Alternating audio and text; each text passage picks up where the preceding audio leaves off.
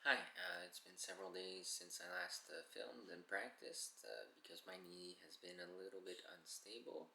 Uh, that's okay though, I still need to try to keep active at least a little bit as I wait for further news on it.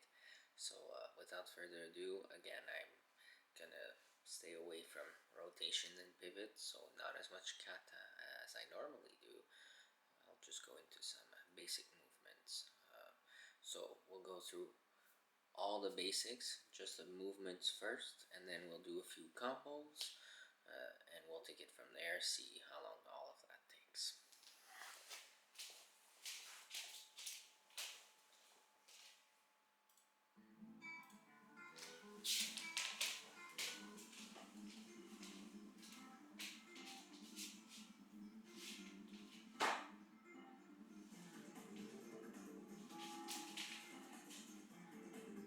Start with Uzuki.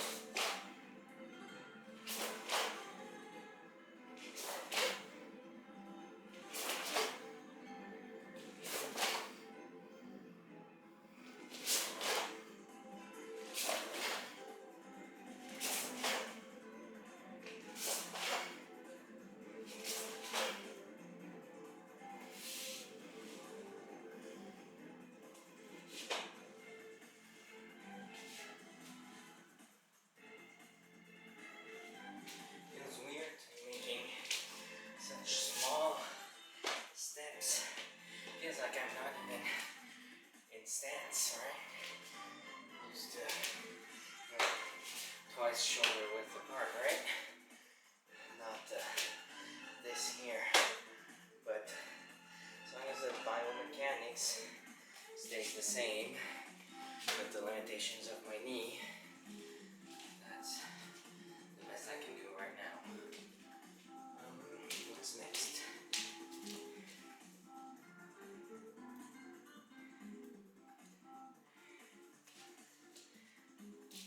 Okay, so this is where normally practice kicks. I'll still do it, but I'll go slow and I'll be careful. You can go more intense.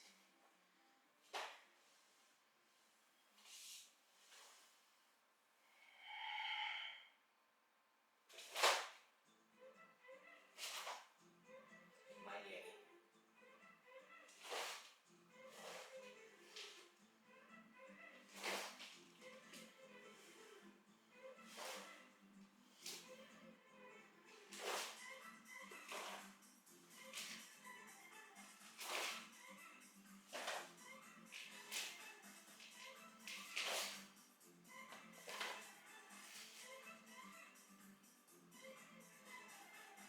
Now here you can either turn around and do the same sequence again.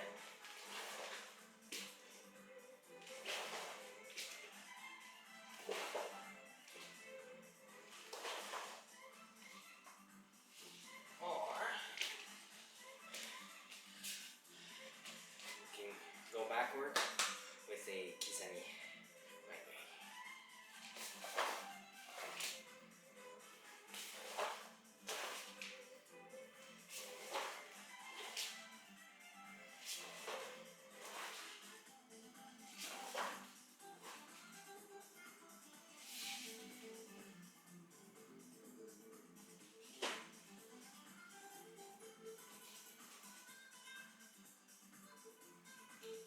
Again, remember, like I always say, you only get as much out of this as you put into it. So don't let my knee injury and limitations limit the intensity of your kicking.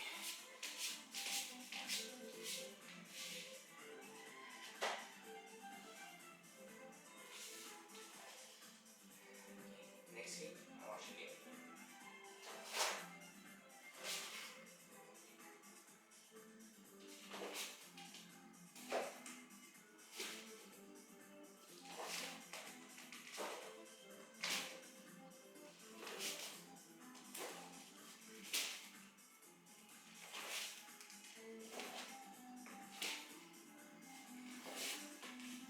Whoa!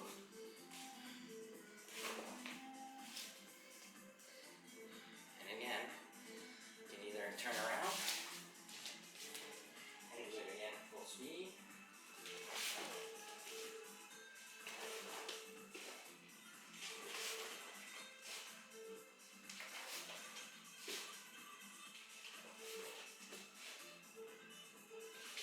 Or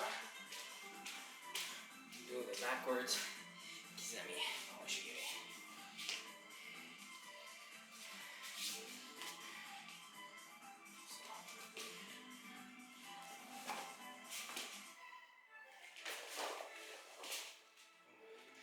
So you struggled that one. Didn't have my balance.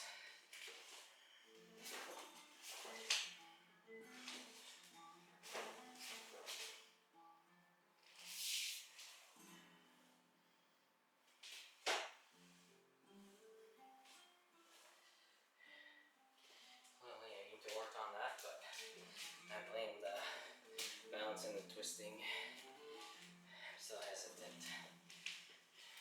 Which is what happens when you have a torn ACL. Okay.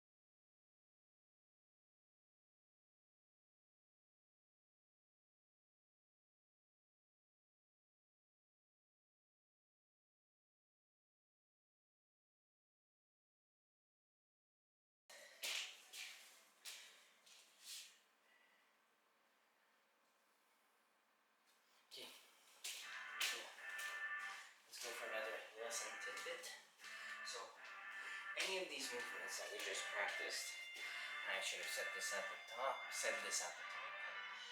Any of these movements can be decomposed into either 2 or 3 steps, and they always follow the same general principle.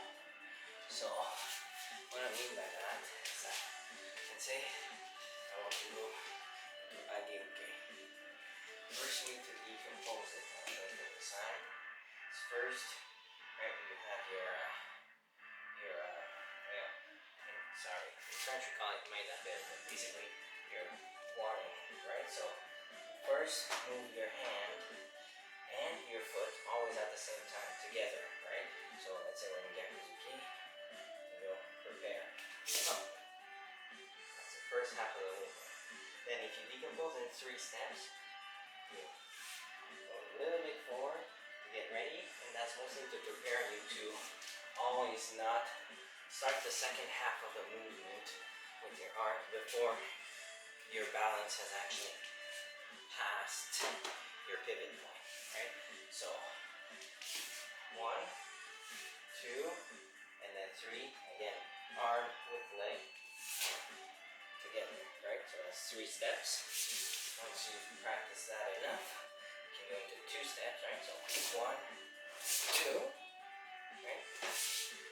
And you can do this with any of them, right? So, Sesotoke, 1, 2, Uchuke, 1, 2, Gedan Bahai, 1, 2, right? And this allows you to really focus on, is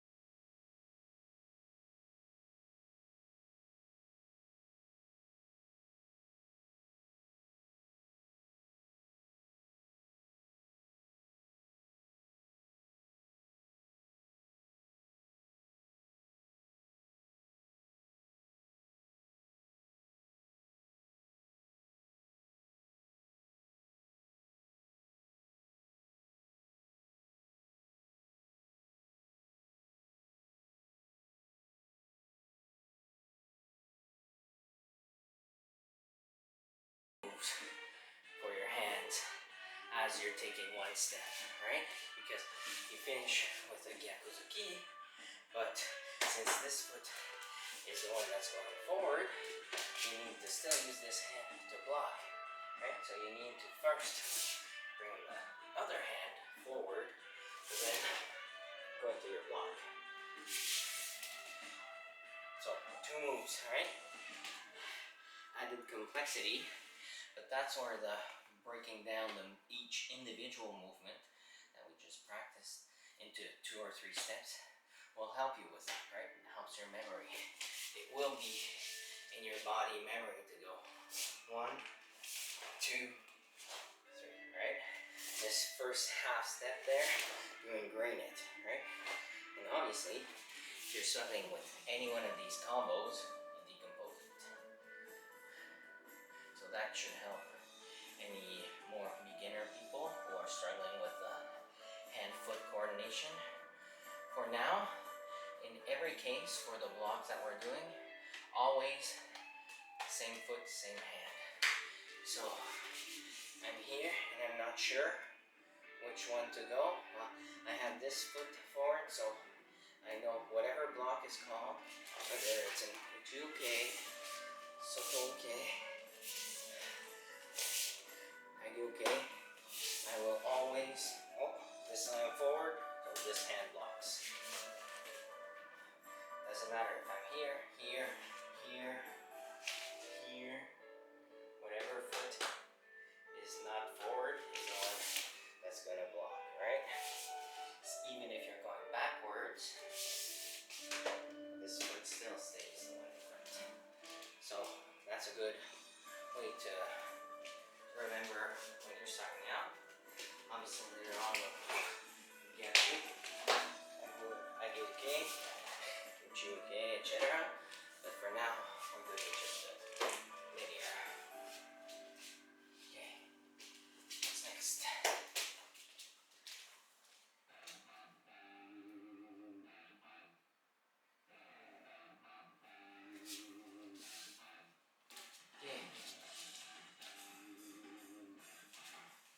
Okay, next up, Sanbonzuki. So that's Chura, Jodan, Chura.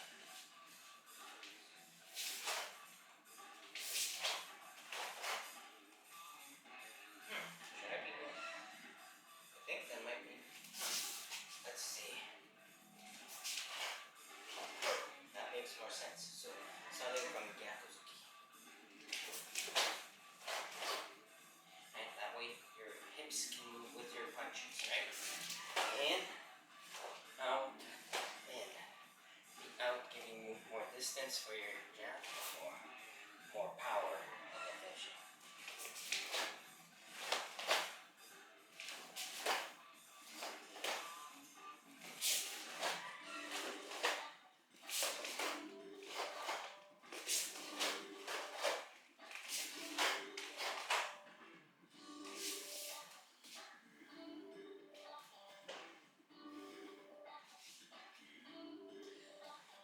With my feet, my knee, and my slippery floor, I'm not working on speed. But obviously, that's what you could be working on that. Instead of power, right? It's also valid to train for speed. As long as you keep doing the right technique. Don't let your form go all wonky because you're trying to go fast, right?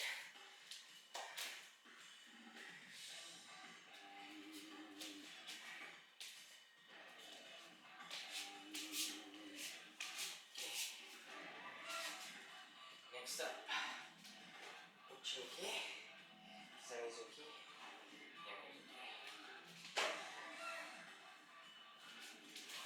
So first, move by move, Uchiuke,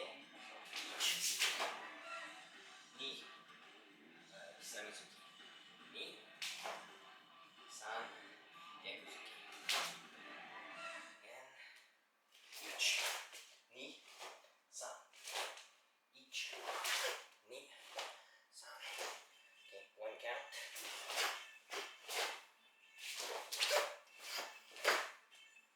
Backwards.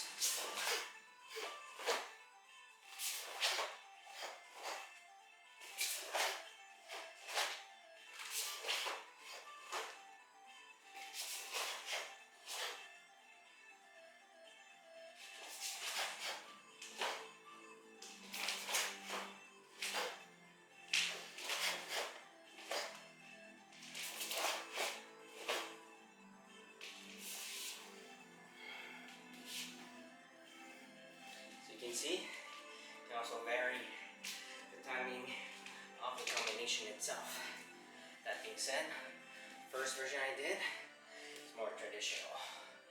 1, 1, 2.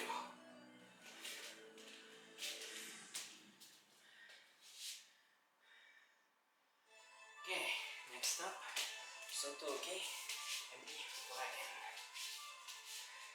So again, we're counting first.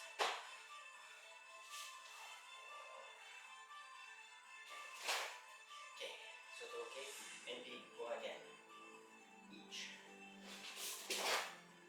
Ni, san. And then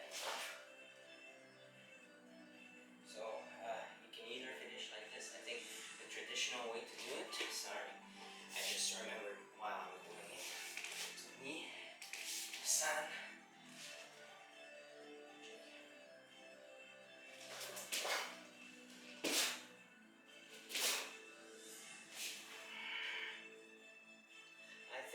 I just think it flows better with the additional punch. Even if you then do get a by. So.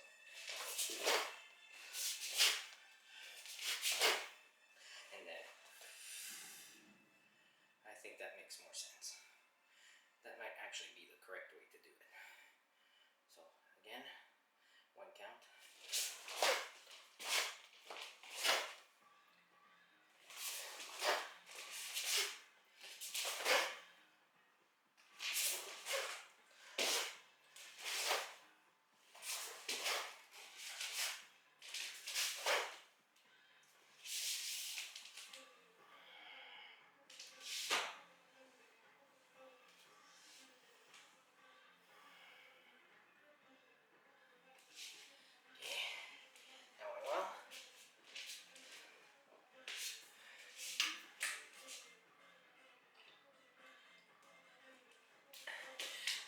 So much.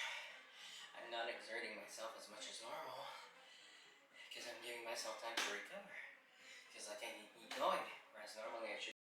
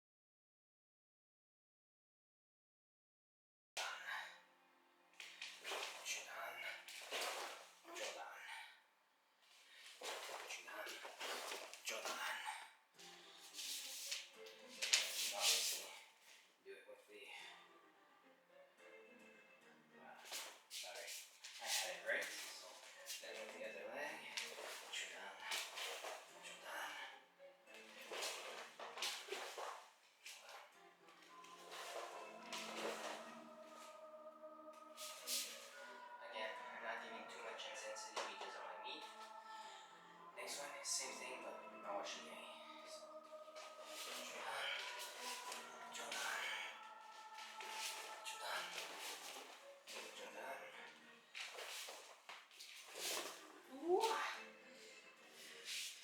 Floor is very slippery. I'm trying to be careful with my knee. So remember that, JS.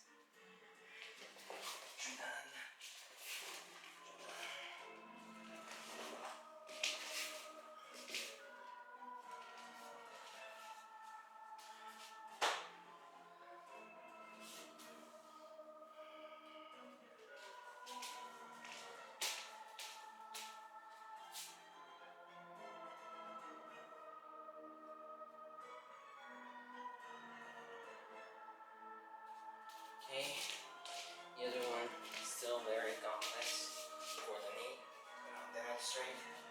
So, Yokogiri, Kyage Kikomi in the same step.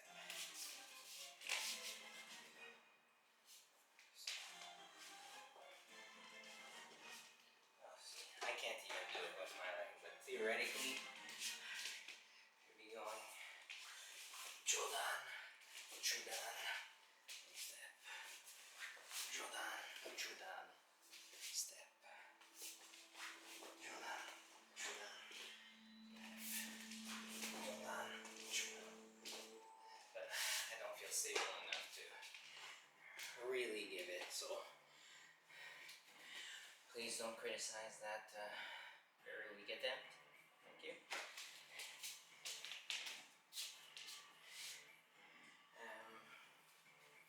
Okay.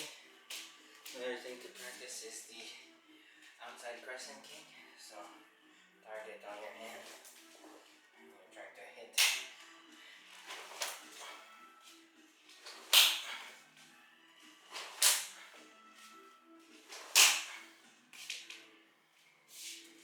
both hands, or both legs. But see, this one, I'm not gonna go Jodan because I don't feel confident with my knee. Still, even shoulder height, right?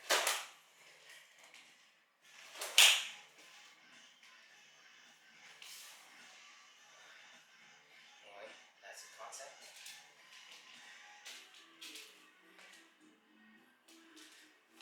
And the other one that I mentioned, haven't shown, is the Ushigiri, both Mawashi and just normal. So Ushiru Mawashigiri is a little bit easier because you're using your spin momentum a little bit more. Right? The spin helps, right? Because your body's already spinning. So the leg is easier. You're still trying to look at your opponent when you turn, right? But again, knee, not so much.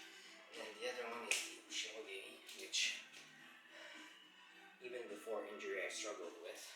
But this one is a back thrust kick. So imagine that you're a horse, right? This is how you're kicking, right? Not open leg like the Ushiru Mawashigiri, which is what makes it so easier. This one, you're spinning into place, locking like a horse, kick backwards, and then step in. And you should be able to do it both going forwards, like I just did. Sorry, I'm struggling. Also backwards.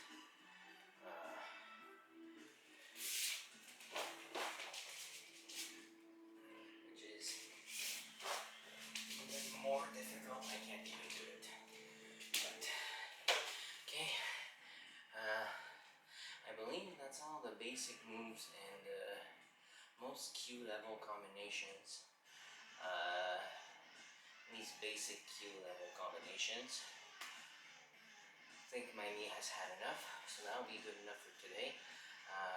We'll follow on with the next set of more advanced combinations next time. So thanks again for tuning in. Please leave any comments. Now that apparently I know I'm actually posting into YouTube and people are watching it, I guess I'll mention please subscribe, like, or leave a comment. Any or all of those is extremely helpful. I wasn't planning on this actually becoming a channel, but with your help, maybe it can be. So have a good one and keep training.